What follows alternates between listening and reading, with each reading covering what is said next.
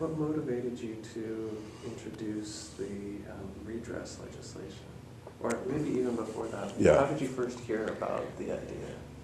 Well, again, of course, I mentioned, not redress, because I mentioned at the youngest age hearing about the internment camps and how terrible they were.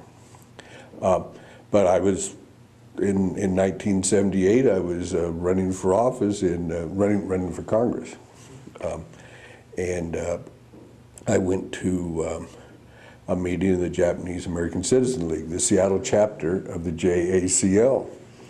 And there, they asked me,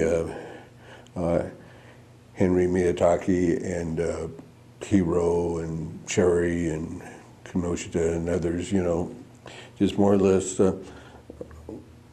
said that they had been working on this legislation called redress legislation for a compensation, for a correction and compensation of the internment that broke all the Americans of Japanese ancestry's civil and constitutional rights when they were relocated away from their properties from their homes to internment camps. And they said, would you introduce such a thing? And I said, sure.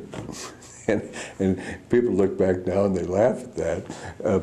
But that to me was just the most natural answer in the world, you know. And when you hear people like Henry and Cherry and others talk about that, you know, they talk about that but they laugh about that. But that was the simplest answer in the world. I mean, this was a serious a misjustice, miscarriage of justice, justice denied. It's one of the books, of course.